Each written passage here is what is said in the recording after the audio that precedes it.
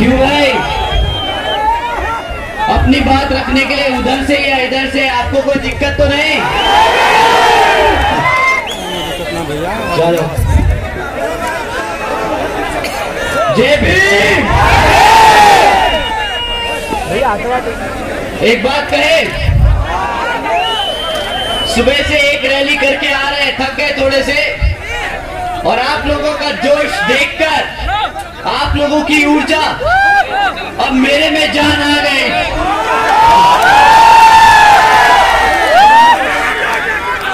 साथियों, सबसे पहले मैं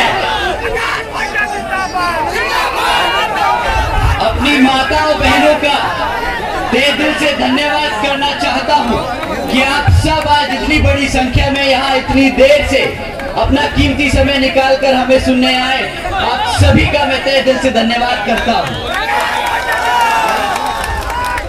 साथ ही साथ आज यहाँ हमारे सभी बड़े बुजुर्ग, हमारे सभी युवा साथी, हमारे सभी कार्यकर्ता, आप सभी का भी मैं तहे दिल से धन्यवाद करता हूं कि आप लोगों ने अपना कीमती समय निकालकर हमें सुनने आए हो। साथ ही साथ आज की लोकसभा आम चुनाव की ये सभा को सफल करने के लिए यहाँ जितने भी कार्यकर्ता, जितने भी पदाधिकारी ने अपना पूरा दिन रात एक किया, तो आप सभी का भी मैं तहे दिल से धन्यवाद करता हूँ। साथ ही हमारे मंच पर मौजूद हमारे सभी प्रत्याशियों का भी मैं एक बार फिर से धन्यवाद करता हूं कि आप सब ने मिलकर आज इस चुनावी जनसभा को जो सफल किया है, आप सभी का मैं तहे दिल से आभारी हूं। साथियों, अपनी बात आप लोगों के बीच में रखने से पहले मैं हमारे सभी संतों, गुरुओं व महापुरुषों को में, जिसमें खासकर महात्मा ज्योतिबा फूले, छत्रपति शाहू जी महाराज, नारायण गुरु, पेरियार रामास्वामी जी व बाबा साहब भीमराव अंबेडकर जी एवं मान्यवर साहब श्री काशी राम जी को नमन करता हूँ। साथियों, मैं बहुजन समाज पार्टी की राष्ट्रीय अध्यक्ष व उत्तर प्रदेश की 4 बार मुख्यमंत्री व पूर्व सांसद आदरणीय बहन जी के नाम से लोकप्रिय बहन कुमारी मायावती जी को पूरे तहे दिल से आभार प्रकट करता हूं। पंडाल छोटा पड़ गया, मैं समझ सकता हूं। आप सब अगर हो सके तो आके बैठ जाए, अगर हो सके तो आके सब बैठ जाए।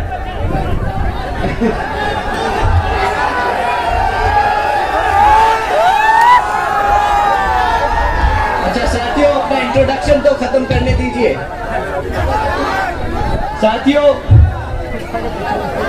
जिन्होंने अपनी पूरी जिंदगी वामसेट, DS4 वे पीएसपी के जन्मदाता एवं संस्थापक मान्यवर साहब श्री काशी राम जी के बताए हुए रास्ते पर चलकर परम पूज्य बाबा साहब डॉक्टर भीमराव अंबेडकर जी के मानवतावादी व आत्मसम्मान व स्वाभिमान के मूवमेंट के कारवा को अपना आजीवन त्याग, तपस्या व कड़े संघर्ष के जरिए नई राजनीतिक ऊर्जा, शक्ति व पहचान दी है तथा उत्तर प्रदेश जैसे विशाल व महत्वपूर्ण राज्य में 4 बार अपनी पीएसपी के नेतृत्व में सरकार बनाकर खासकर बहुजन समाज के लिए एक ऐसी मिसाल बन गई है जिससे प्रेरणा लेकर करोड़ों लोग आज यहाँ सामाजिक परिवर्तन व आर्थिक तरक्की के मिशनरी कार्य से जुड़े हुए हैं।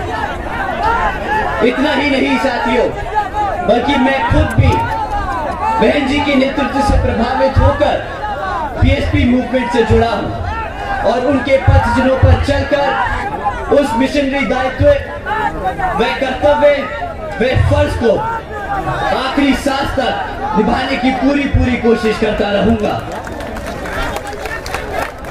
हम तुम्हारे साथ हैं, जिसके लिए बहुजन समाज के मसीहा परम पूज्य बाबा साहब डॉक्टर भीमराव अंबेडकर जी ने आजीवन कड़ा संघर्ष किया है। साथियों, जैसा कि आप जानते हैं, इस लोकसभा आम चुनाव के दौरान दुश्मन विरोधी पार्टियां हमारे पार्टी को, हमारे समाज को अंदर से तोड़ने की पूरी कोशिश करेंगे। वैसे एक समय था कि जब विरोधी पार्टियां सामने से आकर वार करती थी आप पर पिछले कुछ सालों में, स्पेशली खासकर 2007 के बाद से, दुश्मन की आज इतनी हिम्मत नहीं है कि वो हाथी के सामने आकर उसे चुनौती दे सके।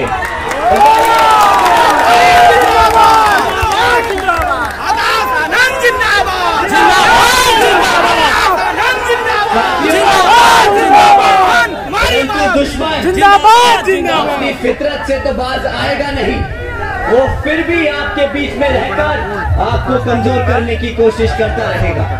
साथियों, ये दुश्मन आजकल बेरूपिये की तरह आप लोगों के बीच में रहकर आप लोगों को गुमराह करने की कोशिश करता है।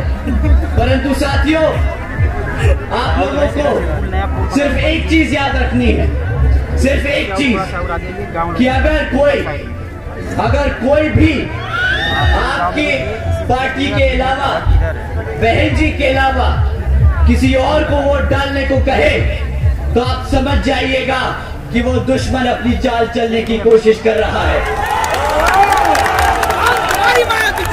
तो मैं अपने सभी युवा साथियों के बिहाफ पर बड़ी जिम्मेदारी से ये 4 लाइनें बोल रहा हूँ।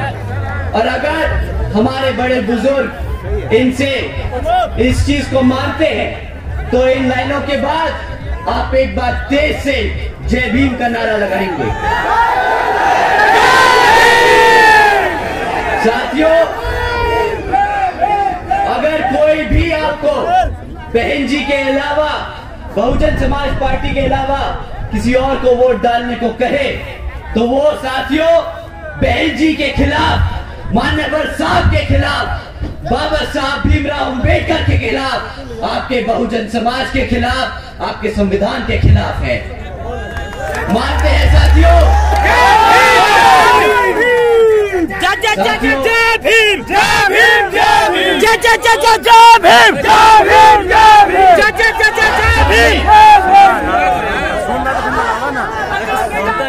साथियों, मैं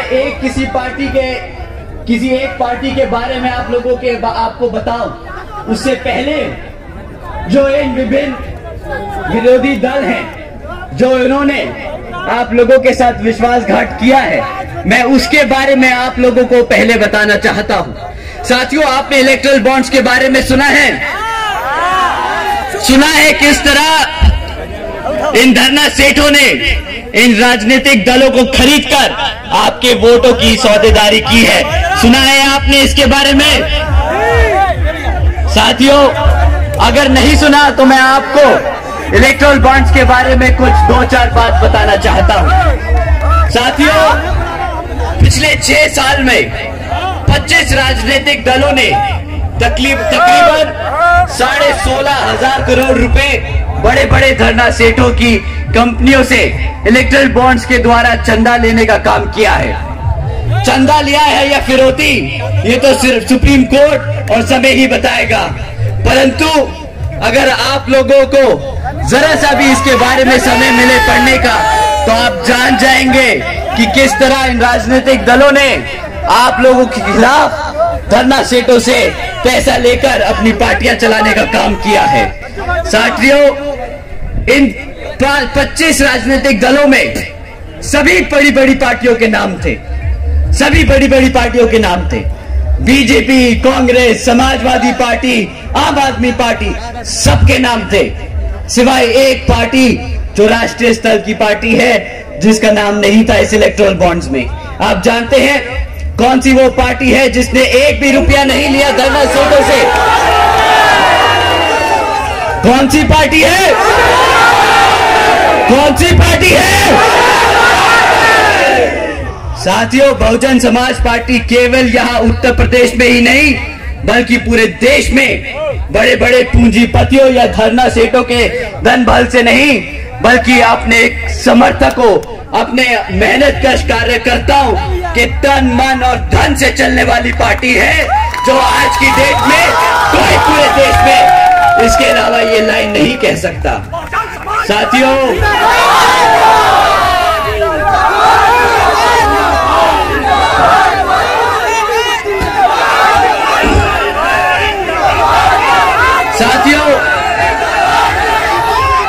इस बारी लोकसभा चुनाव में हमारी तरह ही और भी विरोधी पार्टियां आप लोगों के बीच में आकर आपसे आपका वोट मांगने का काम करेंगी और इनमें से इस बारी आपको अंधाधुंध किसी को भी एक बारी वोट नहीं देना है। इस बारी आपको इन सब से सवाल करना है कि भाई पिछले 10 साल से स्पेशली बीजेपी पिछले 10 साल से या केंद्र की सरकार में है तो उसने बहुजन समाज के लिए पिछले 10 साल में क्या काम किया, इस बारी आपको उनसे इसके रिकॉर्ड के बारे में मांगना होगा। आपको उनसे रिकॉर्ड मांगना होगा कि पिछले 10 साल में तुमने हमारे समाज के लिए क्या किया। साथियों, और इस बारी भी वो आपके बीच में आकर रिकॉर्ड के नाम पर मीठी मीठी बातें करके इधर उधर की भटकाने की बात करेंगे। कहेंगे हमने राम मंदिर बनाया, हमने फ्री में राशन बांटा, हमने आप लोगों को सब्सिडी दी। साथियों, हर एक मुद्दे पर आपको उनसे सवाल करना है। हम आपके बीच में 3 मुद्दे छोड़ के जा रहे हैं। इलेक्शन कमीशन बाकी सब राजनीतिक दलों पे ये आरोप तो जरूर लगाता है कि आप धर्म और जाति के आधार पर वोट नहीं मांग सकते, पर जब आदरणीय प्रधानमंत्री जी भड़काऊ भाषण देते हैं तो शायद इलेक्शन कमीशन की आंखों पे पट्टी बंध जाती है और उसे वो कुछ नहीं दिखता जो यहाँ के हमारे प्रधानमंत्री जी आपके लोगों के बीच में आकर आपको भड़काने का काम कर रहे हैं। परंतु साथियों, आप 3 चीजों पे उनसे सवाल कीजिए कि पिछले 10 सालों में आपने शिक्षा के क्षेत्र में हमारे लिए क्या किया, सुरक्षा के मामले में आप लोगों ने क्या किया है और रोजगार के लिए आप लोगों ने क्या किया है। साथियों, मैं शिक्षा से शुरू करता हूँ। हमारे सिस्टम की, हमारे आने वाले भविष्य की रीढ़ की हड्डी होती है शिक्षा। बाबा साहब कहते थे कि शिक्षा वो शेरनी का दूध है जो पिएगा तो आप मानते हैं ना, आप मानते हैं कि शिक्षा कितनी महत्वपूर्ण है हमारे समाज को अपने पैरों पर खड़ा करने के लिए। तो साथियों, उन्होंने जो शिक्षा के साथ खिलवाड़ किया है वो मैं आप लोगों के बीच में रखता हूँ। साथियों, पिछले 10 साल में सरकारी स्कूलों की इतनी बदतर हालत कर दी है भाजपा सरकार ने कि आज अगर हम किसी 8वीं क्लास के कक्षा के बच्चे से गुणा भाग करने को कहें तो वो बेचारा गुणा भाग नहीं कर पाएगा। अगर आप उससे अंग्रेजी में बात करने को कहें तो वो आज अंग्रेजी में एक शब्द नहीं बोल पाएगा। अपनी शिक्षा के नाम पर उन्होंने हमारे बच्चों को सिर्फ हमारे बच्चों के साथ खिलवाड़ किया है। साथियों, जब आप उनसे आप शिक्षा पे सवाल करेंगे और ये तथ्य उनके सामने रखेंगे तो वो बोलेंगे अरे पढ़ाई लिखाई छोड़िए, हमने डिजिटल इंडिया दिया है, डिजिटल इंडिया दिया है। उस पे भी मैं आपके सामने एक मुद्दा छोड़ के जा रहा हूं, एक इंपॉर्टेंट पॉइंट छोड़ के जा रहा हूं। साथियों, सरकारी आंकड़ा कहता है कि आज 65% से ज्यादा सरकारी स्कूलों में एक कंप्यूटर तक की फैसिलिटी नहीं है। जिस सरकार ने बोला कि डिजिटल इंडिया का नारा दिया, अगर वही अपने बच्चों को कंप्यूटर टेक्नोलॉजी के बारे में नहीं पढ़ा सकती, नहीं समझा सकती, फैसिलिटी नहीं दे सकती, तो ऐसी सरकार से शिक्षा के नाम पर सिर्फ और सिर्फ खिलवाड़ और मजाक किया है। आपके भविष्य के साथ खिलवाड़ और मजाक किया है। साथियों, इससे ज्यादा जरूरी जो बच्चे मेहनत करके यहां पर पढ़ लिख जाते हैं, यहां पर कितने बच्चे हैं जिन्होंने 12वीं पास करी है, कितने बच्चे यहां पे ग्रेजुएशन कर चुके हैं, किसने पोस्ट ग्रेजुएशन करी है। पूरा पंडाल अपना हाथ उठाए खड़ा है। तो जब मैं आपसे ये बात करूंगा तो आप लोग शायद इस बात को समझेंगे। साथियों, शिक्षा के नाम पर सिर्फ सरकारी भर्ती के एग्जाम पेपर की लीक होने की खबरें सुनी है। बताइए, सुनी कि नहीं सुनी? कैसा महसूस होता है जब आप मेहनत करके पेपर देने जाते हैं और उस पेपर की खबर, लीक होने की खबर आपको मिलती है और सरकार को बहाना मिल जाता है वो पोस्ट रद्द करने का, वो नौकरी ना देने का। कैसा लगता है साथियों? क्या लगी? चमाट मारने का मन कर रहा है, जूता मारने का मन कर रहा है। साथियों, आप बहुजन समाज से हो, आप बाबा साहब के समर्थक हो, आप बाबा साहब को भगवान मान,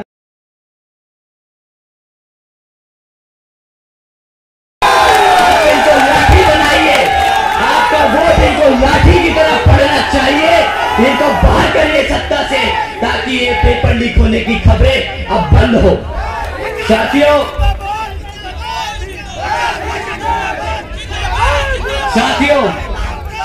अब बात करते हैं रोजगार की। आप इनसे पूछिएगा कि 2014 में आप मंच पे खड़े होकर पूरे देशवासियों को बता के गए थे कि हम सालाना 2 करोड़ नौकरी देंगे। 2 करोड़ नौकरी देने के नाम पर क्या दिया उन्होंने? यहाँ पर कितने साथी हैं जिनके दूर के रिश्तेदारों में भी कभी नौकरी लगी हो पिछले 10 साल में? बता दीजिए। पकौड़ा तलने का आता हूं, पकौड़ा तलने पे भी आता हूं। अभी तो वो आपको पकौड़ा तलने की न्याय दे के गए हैं, बाद में कटोरा भी थमा देंगे, बोले भीख मांग लो, ये भी रोजगार था भाई। साथियों, आज 30% से ज्यादा युवा, 30% से ज्यादा पढ़ा लिखा युवा बेरोजगार घूम रहा, पर ये मजबूरी नहीं है कि रोजगार नहीं दिया जा सकता। ये इनकी मानसिकता है। ये लोग चाहते नहीं कि हमारा युवा कभी पढ़े लिखे, कभी रोजगार में जाए। ऐसा नहीं कि भारत में नौकरियां खत्म हो गई। साथियों, सरकारी अगर आंकड़े उठाएं तो सेंट्रल गवर्नमेंट में ही 30 लाख से ज्यादा पद खाली पड़े हैं। अगर ये चाहे तो कल वो पद भर के 30 लाख युवाओं को नौकरी दे सकते हैं, परंतु देंगे नहीं, देंगे नहीं। अगर आपको नौकरी मिल गई तो रिजर्वेशन भी मिल जाएगा, आपकी जेब में पैसा भी आ जाएगा, आप अपने हकों के लिए लड़ भी पाओगे। पर ये आपको गरीब रखना चाहते हैं, आपको आपके संवैधानिक अधिकारों से दूर रखना चाहते हैं। ये चाहते हैं बाबा साहब को जब भारत रत्न देने की उपाधि से बाबा साहब को देने की उपाधि मिली गई थी, तो यही भाजपा सरकार है जिसने सेंटर की सरकार से अपना समर्थन लेके सेंट्रल गवर्नमेंट को गिराने का काम किया था। ये वो सरकार है जिसकी मानसिकता इतनी गंदी है कि वो देख नहीं सकते कि बाबा साहब को भारत रत्न की उपाधि मिल जाए। साथियों, ये वो लोग हैं जो संविधान के खिलाफ खड़े हैं, जिसने संविधान को दिया उसके खिलाफ खड़े हैं। साथियों, ये वो नौकरी नहीं दे सकते जो इनके पास है, परंतु जब नौकरियां निकलती भी हैं, तो आप जानते हैं कि कितना बुरा हाल है रोजगार के नाम पर। मैं आपको एक हेडलाइन पढ़ के सुनाता हूं। साथियों, 17 लाख से ज्यादा युवाओं ने मात्र 3500 नौकरियों के लिए अप्लाई किया। अगर आप जानते हैं कि 17 लाख बच्चे सिर्फ, अरे बाप रे, ज्यादा दे दिए क्या? 5 किलो। साथियों, ये एक कार्ड भी देते हैं। अरे वाह! आपको बताएं, अगर आप रोजगार में होते तो ये सब की भीख मांगने की जरूरत नहीं पड़ती है आप लोगों को। इन्होंने क्या किया? ये बड़े गर्व से आके मंच पे खड़े होके बोला हम 80 करोड़ जनता को मुफ्त में राशन देने का काम कर रहे हैं। वहां माता, हमारी माँ कुछ बोल रही है जी।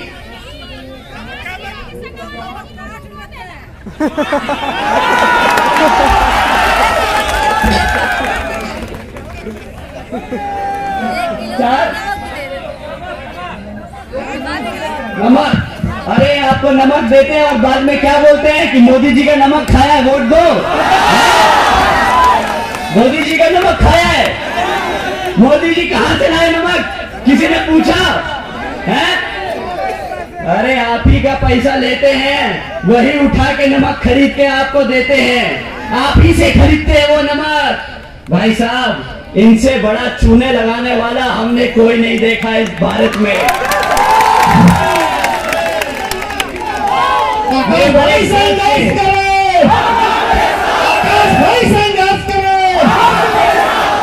साथियों, ये बड़े गर्व से बोलते हैं हमने 80 करोड़ जनता को मुफ्त में राशन दिया। परंतु साथियों, इनसे कोई पूछे कि अगर तुमने 140 करोड़ की जनता में से 80 करोड़ जनता को मुफ्त में राशन की जरूरत पड़ने लगी है, तो तुमने आधे भारत को गरीब बना दिया कि नहीं?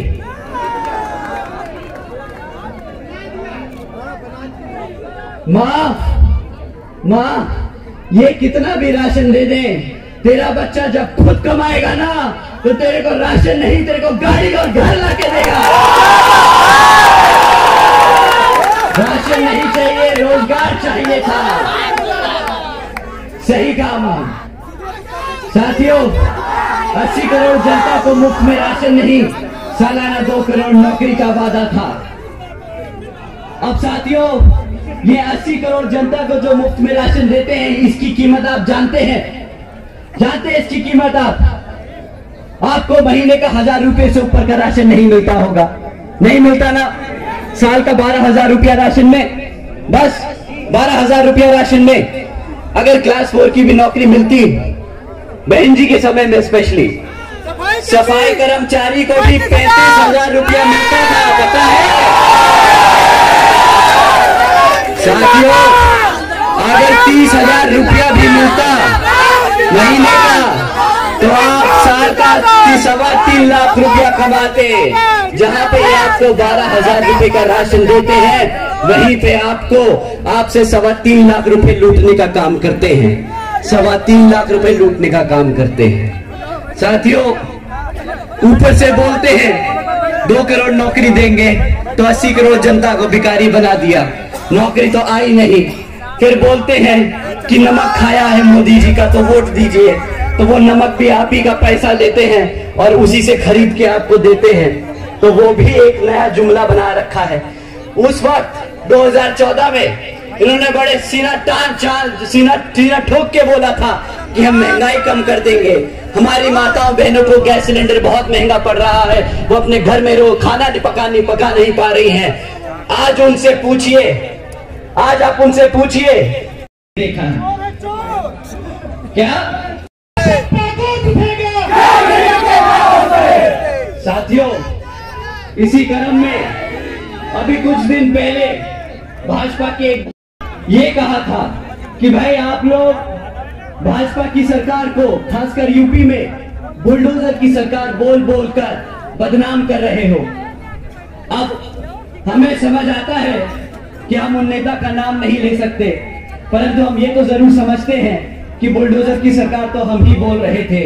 तो उन्होंने हमें कहा कि भाई अपनी आंखें खोल के देखो, यूपी में बुलडोजर की नहीं, तरक्की की सरकार चल रही है। हमने लगा कि शायद ही हम किसी और दुनिया में जी रहे हैं, जहां पर बुलडोजर की मदद से गरीबों के घर उजाड़े गए। शायद वो गलत होगा, तो हमने उनकी कही भी बात को माना। उन्होंने कहा अपनी आंखें खोल के देखो और देखो यूपी कितना तरक्की कर रहा है। हमने आंखें खोली, वो हमारे बड़े हैं, हमारे बड़े नेता हैं, सीनियर है, तो हमने बात मानी। हमने आंखें खोली और देखा कि पिछले 1 साल में उत्तर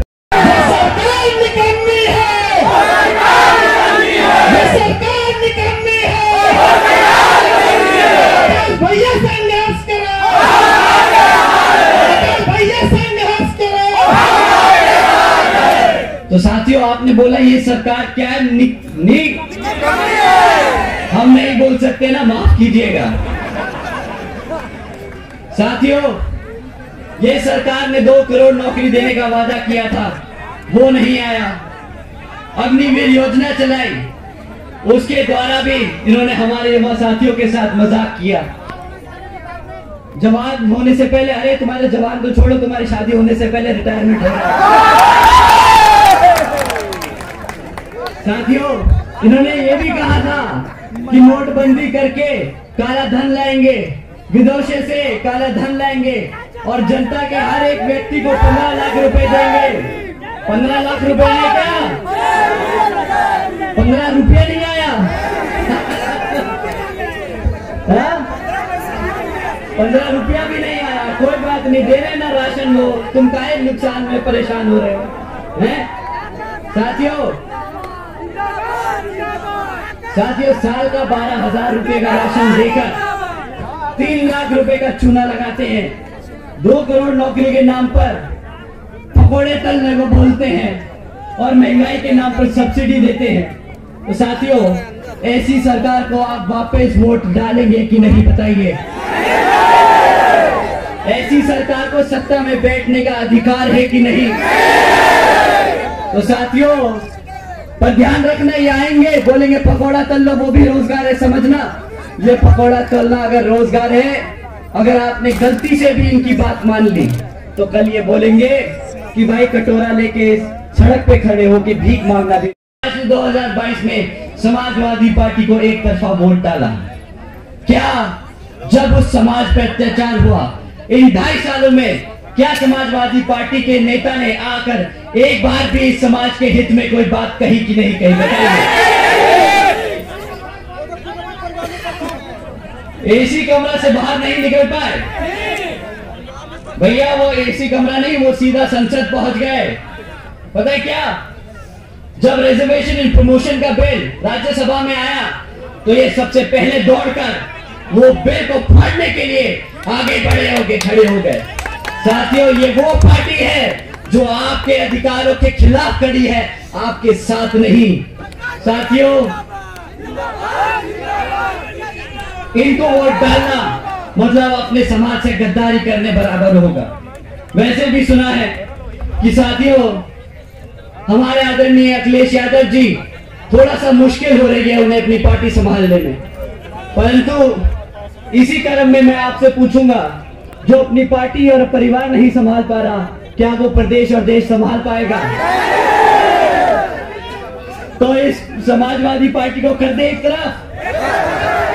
ठीक है, अब बात करते हैं हाथ वालों की। कांग्रेस वाले लोग भी आपके बीच में आएंगे।